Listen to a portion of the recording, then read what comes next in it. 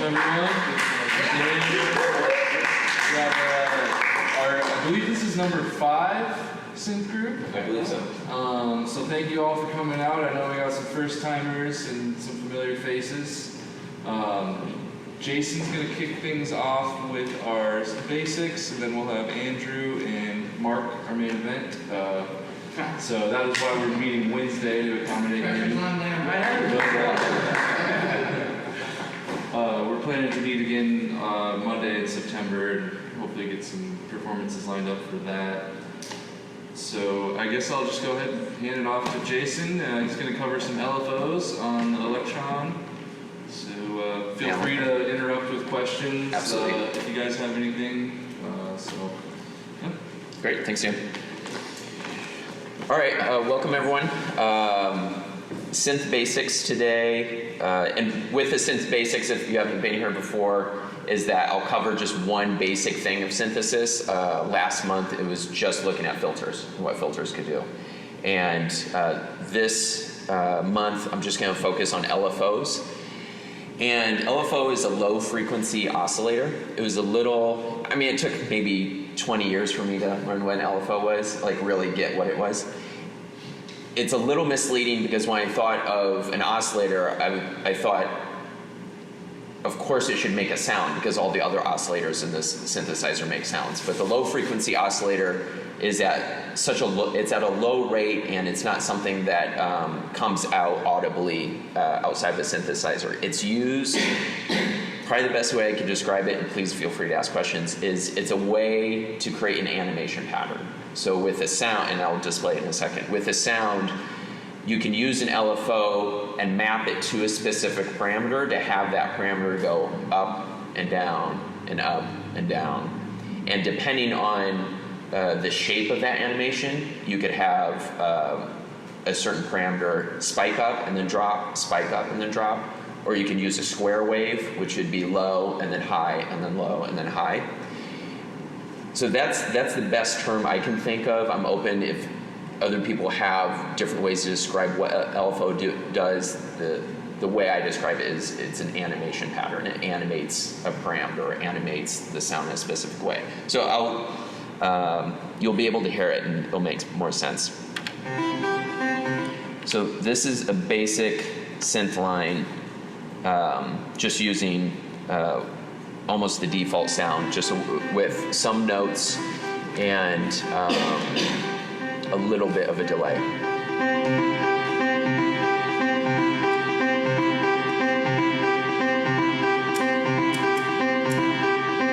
Getting the oscilloscope to work.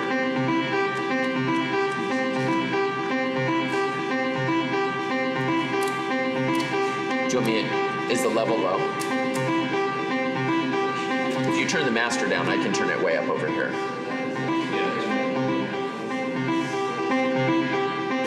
That better? Okay.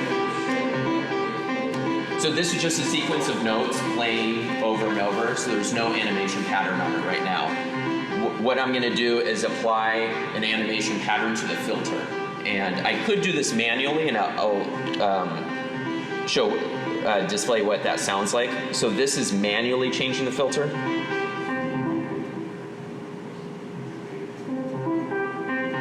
So I'm just cutting out the top and then bringing it back in.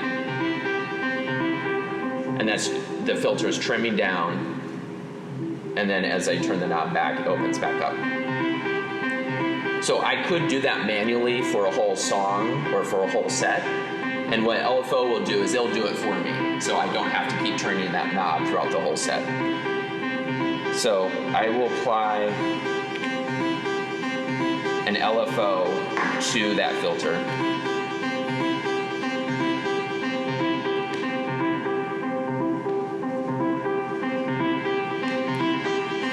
So I'm not touching anymore, and you'll hear it go up and down.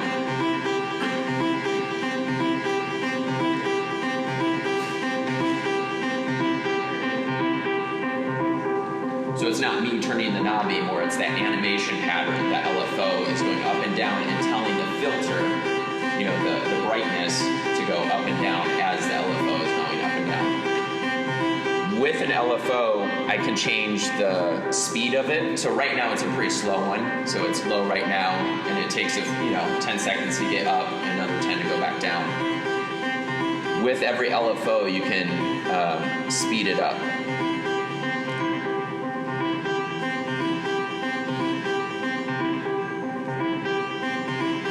So that's about 4 times as fast. So it's going up and down faster as I increase the speed.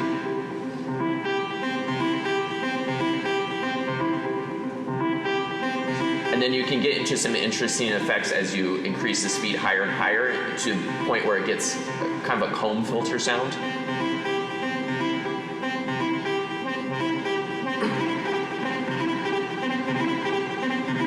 And so what's happening is now the LFO is going up and down so quickly that it's chopping up the audio signal. So it's applying the filter deeply and opening up and closing it, opening up and closing it, that you get that horrible sound. And that's at times 128 on the speed. That's times 256. They're multiples of 2, 4, 8, 16. This is times 512. So you get this kind of gritty, there's so many oscillations happening so quickly. I humanly couldn't turn the filter this quickly. So at this point you get into a realm that only the machine can change the filter this quickly. How fast does it have to go before it's a high frequency oscillator? Where it starts to tweak it, where it sounds like a higher frequency? Well, yeah, so it's called a low frequency. Oh, I see what you're saying. You're turning it up. what you get, you can actually, like on the microbrood at least, if you use a square wave LFO, at a certain point it'll be audible. Right. That square wave chopping it up, so it's still technically an LFO, but you're right, it's I've never heard of an creating HFO. That's what you're getting at. This is times 1,000.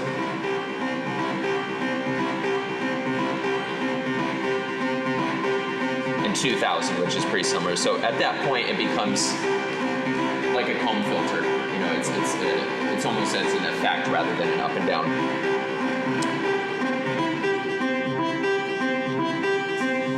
So I've dropped back down to 16, so you can hear the ups and downs.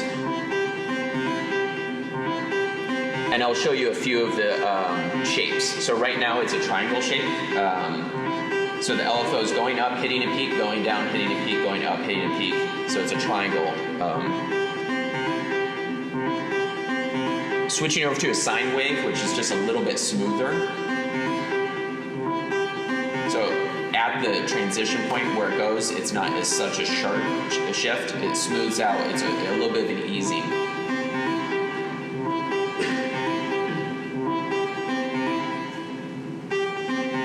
So this is the square wave. So it's at the lowest. So everything's cut.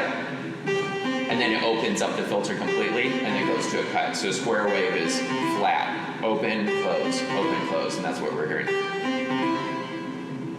So it's open and then closed, and open and then closed. Is the LFO, is it synced to the sequencer at all, or is it just It can be. Okay. Let me look at the trigger.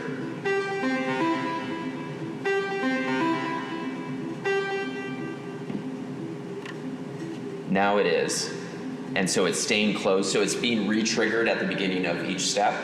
And so what's happening is it's playing the closed part of the square, but the sequence is only 8 bars long, and so it's not opening up for the second part. So I need to speed up the LFO in order to hear. So it's staying closed for the first part of the sequence and then opening up just for the end. And then closed, open. You can tell when it's synced because it's more predictable, isn't it? Yeah. Yeah. Whereas when it's not synced, it can have more of an organic, fluid feel to it.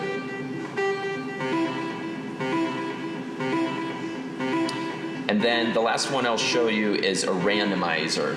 So the LFO doesn't have to be a certain a triangle or sine or square wave. It can be randomized. And this is good for getting more glitchy or experimental sounds.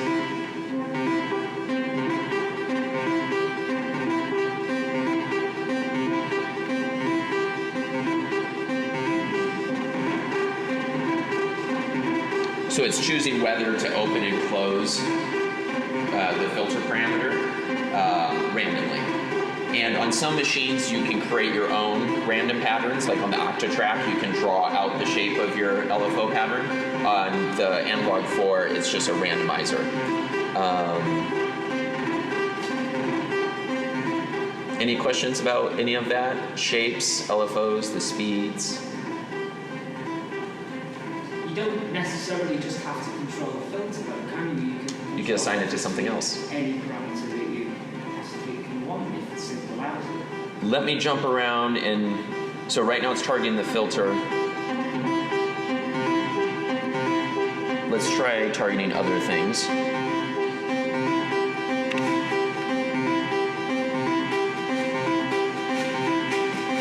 So there's a noise level on the filter, there's an oscillator, and there's a noise level, and so it's just turning up the noise level. So you get that punch. Without the LFO, you would just hear a shh, but it's bringing in the noise level and then taking it out. Sounds like sampling. Yeah. Yeah, noise is just a white sound that you can use and mix into an oscillator mix in order to get a grit. You can really see it on the oscilloscope. Can you? A lot of snares have noise to it, so it starts to sound more percussive. So I slow down the LFO so it's a longer sweep of the noise and then takes it away.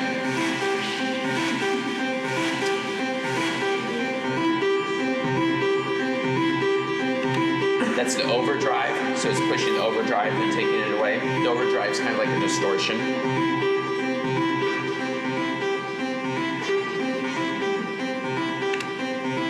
I don't know if we'll hear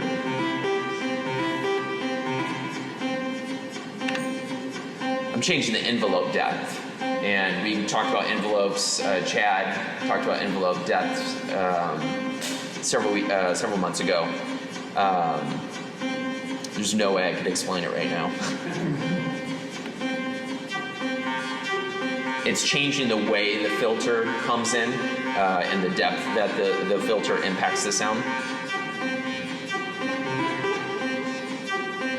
So point being is you can assign LFOs to all different types. You could assign it to levels, you could assign it to effects, you could assign it to a filter, you could assign it to an overdrive, and create an animation pattern. And if you have multiple LFOs, you can point it towards multiple things.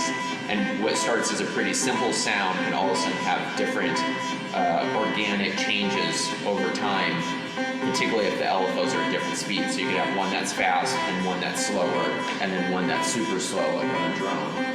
And you get this composition that's constantly mutating at different loop lengths, even though the original sound is just this basic. That's with no LFO. So that's the original sequence hasn't changed this whole time. It's just been looping.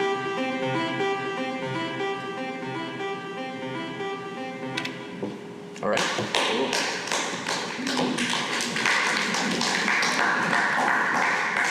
Any other comments on LFOs? Matt? Well, I was just going to say it's helpful to think of it not necessarily as like an audible wave generator, right? It's not producing the sound that you heard, but it's affecting, it's just changing the level of a certain parameter attached to that. Just so you can, for Colin who's watching at home. Yeah, so the LFO itself doesn't produce any sound. It's just, that's why I call it an animation pattern. Right. It's not a wave generator at all, oscillator. yeah. Yeah, it's kind It's of like if you look at the wave going up, it's like that's where the knob is. yeah. And so it's just taking a knob and making it turn on its own. Yeah, it's almost like a little robot that will turn the knob for you that's in the machine, and you tell that robot, hey, tweak my filter for as long as to this depth at this speed, and so I can focus on other parts of my set. So just a The little bit. LFOs are going to take over the world. Yes, that's a good term.